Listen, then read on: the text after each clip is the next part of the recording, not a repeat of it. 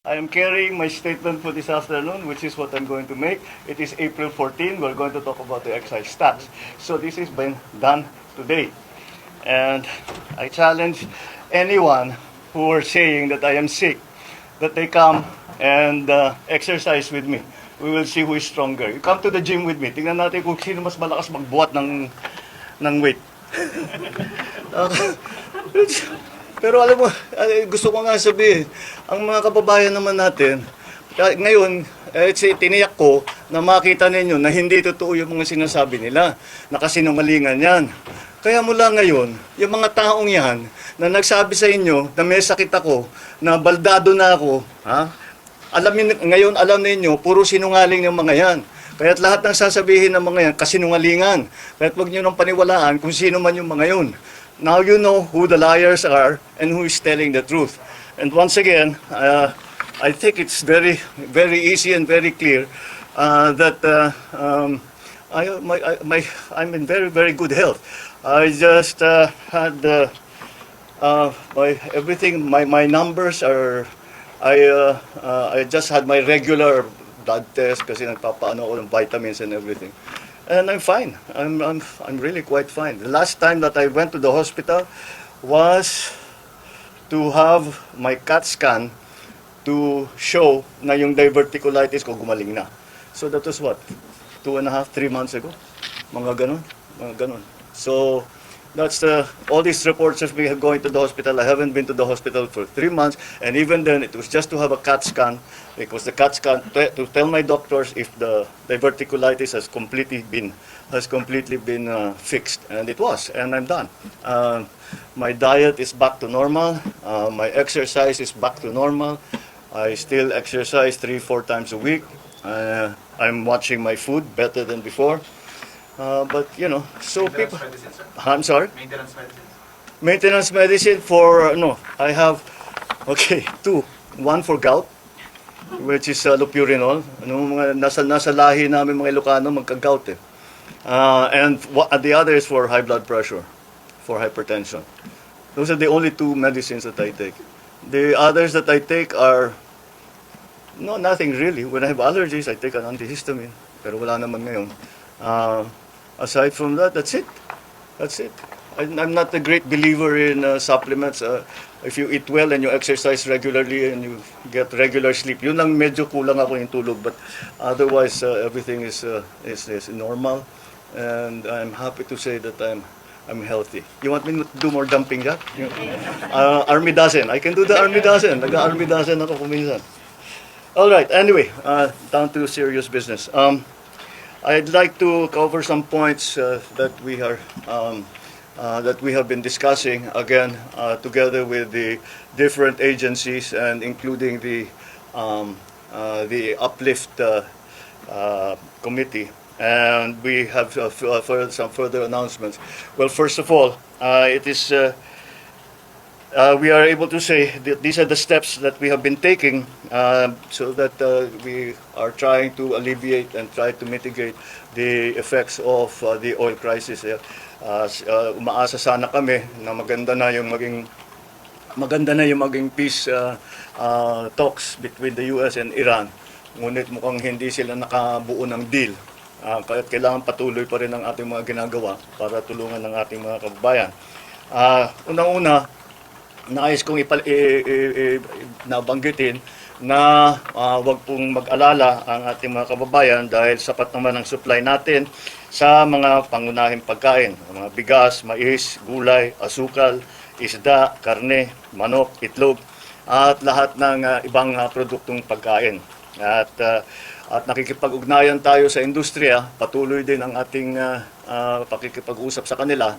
At hanggang sa katapusan ng Abril ay hindi magbabago ang presyo ng mga pangunahing bilihin. Kabilang na dyan, magsardinas, tinapay, instant noodles, bottled water, kape, gatas at dilatang karne. Ikalawa, binawasan natin ang buwis sa produktong petrolyo na direktang ginagamit sa pang-araw-araw na buhay.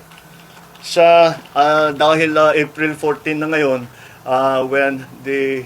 April 14 tomorrow, where the authorization, the authority that we asked from Congress begins to apply. Binawasan na natin ang buwis sa produktong petrolyo na direktang ginagamit na pang-araw-araw sa pang-araw-araw na buhay ng ating mga kababayan. So sa ilalim ng kapangyarihan na binigay sa atin ng batas, tinanggal ko na ang excise tax sa LPG at sa kerosene. Ang katumbas nito ay 3 piso at 36, how much is this? 3.36. 3 pesos 36 ang bawas ng kada kilo ng LPG, halos 37 pesos sa isang tangke ang mababawasan ng presyo. At 565 pesos 60 centavos kada litro ng kerosene. Ibig sabihin, mas mababa ang gastos sa pagluluto at sa araw-araw na pangangailangan ng bawat pamilya. Pangatlo, inaayos na natin ang sistema sa pagpasok ng pagkain sa bansa para mapababa ang presyo, mapabilis at sa ganung paraan mapababa ang presyo. Inutusan ko na ang Department of Agriculture at saka yung Tariff Commission pababain ang taripa sa mga inaangkat na pagkain upang makatulong sa pagbaba ng presyo para sa ating mga namimili. Pero malinaw ang directive na ito. Hindi ito pwedeng gawing basta-basta. Bawat hakbang malinaw ang proteksyon sa ating lokal na produksyon. Poprotektahan natin ang mga consumer, ang mga magsasaka at ng industriya. Yan ang ating hinahanap na balanse dahil everything, as you know, the economy is a complicated system. Kaya kung may gagawin ka sa isang bahagi, may epekto yun sa kabilang bahagi. Kasabay nito, pagbibilisin na rin ang pagproseso ng mga permit tulad ng SPSIC, Certificate of Necessity to Import, para mas mabilis makapasok ang kinakailangang pagkain at mas mababa ang magiging halaga. Inalis na rin ang toll fee sa mga fish port upang hindi na ito makadagdag sa presyo ng ating mga pagkain.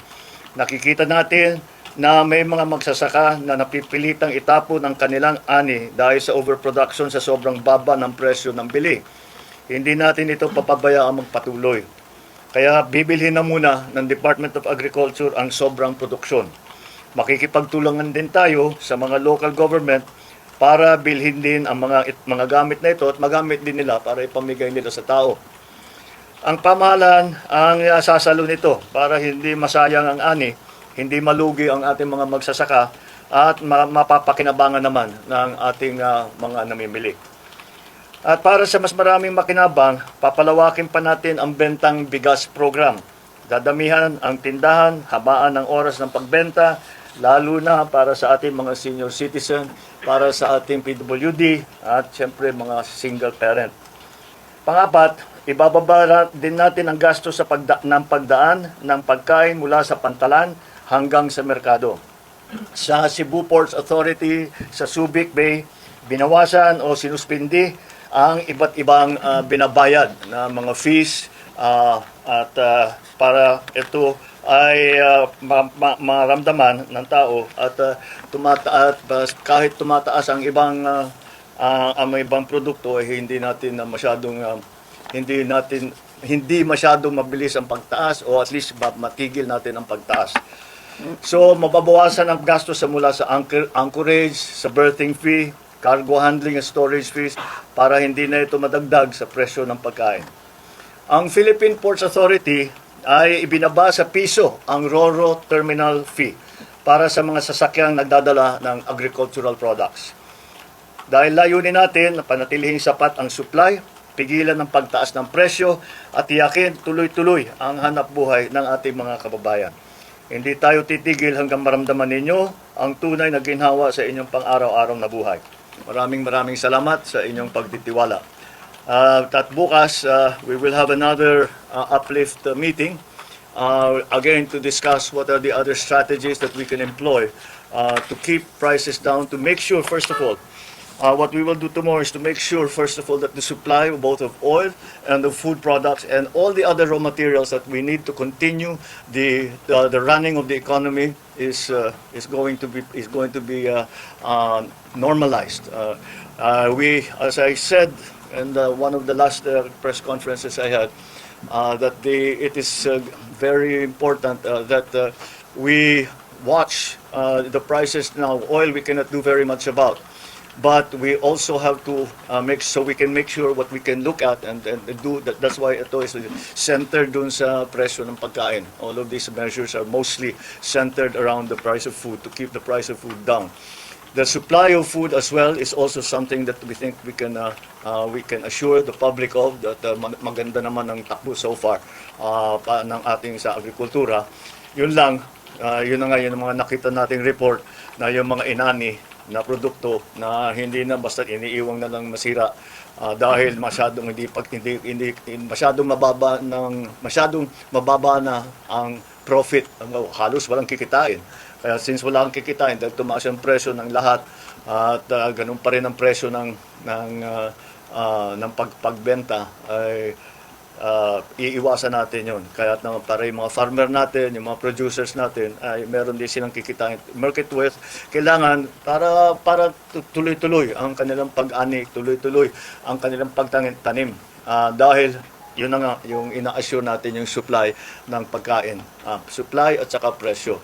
It is the balance that we are trying to achieve because simple lang naman ito. Kapag it's the same as kagaya ng nakita ninyo sa langis. Kung masyadong babain ang presyo ng langis, ay sasabihin ng mga importer, hindi na kami kikita, hindi na kami mag-i-import. Masisira naman yung supply natin. Okay? It's the same thing. Yung mga farmers, sinasabi nila masyadong mataas na ang binabayad namin doon sa transportation cost, sa lahat ng mga iba't ibang cost. At mababa pa rin ang presyo ng pagkain, ng kanilang ani. So hindi na sila kikita, kaya hindi na binababa. Hindi na dumadating sa merkado yung kanilang produkto. Kaya aayusin natin 'yan. We will continue to support the farmers, but we will also keep the prices down. The gap that we have to close will be closed by government. It will be government funds that we will have to use. We will have to take funds from other projects, other programs to make sure that is something that we have attended to. All right, so that's basically the announcement for today. I know that people have been asking about what we are going to do about the excise tax. I hope I have provided the answer for you today, and that will be again a point of discussion for us tomorrow at the Uplift meeting. And that's it for now. Thank you. Sir, how about the VAT po on How fuel about- products? Will it be discussed din sa Uplift meeting? Yung sa VAT, there are calls rin po to suspend the VAT. I think it's time to explain. Here's the thing with the VAT, especially the VAT on petroleum products. The VAT on petroleum products, we are going to get a windfall profit from that because tumaas yung presyo ng crudo. And because of that, all the importations will have at the present VAT rate, we will get extra funds from that. If we take away the VAT on petroleum products, it will only help the petroleum market. What we need is funding to help the entire society. Hindi pwedeng yun lang, titingnan lang natin is the petroleum. Kasi sinasabi ng mga tao, bakit puro transport workers lang ang tinutulungan nyo? Paano kami? Bakit the other? We also have to take care of the other sectors. So with the additional funding that we will get from the VAT collections, yun ang gagamitin ngayon natin to provide. That fund will not exist if we remove the VAT on petroleum products alone. So that's the reasoning behind. We will still examine it. Like I keep telling you, there's nothing that we are not looking at as a possible option. We are looking at all the options. If the time comes that it really calls for, the time will come that VAT should be brought down for whatever products, then we will certainly study it very well. Right now, the balance, the cost-benefit analysis between the VAT collections and the benefit to people, to ordinary people, still favors that we collect VAT and we use the extra funds to provide subsidies, to provide cash benefits, to provide all of those subsidies that we have been able now to provide, that we have to provide now, so that to normalize people's lives. Sir, bakit po hindi nakasama That's to be discussed tomorrow. Thank you, sir. All right, thank you. Thank you, sir.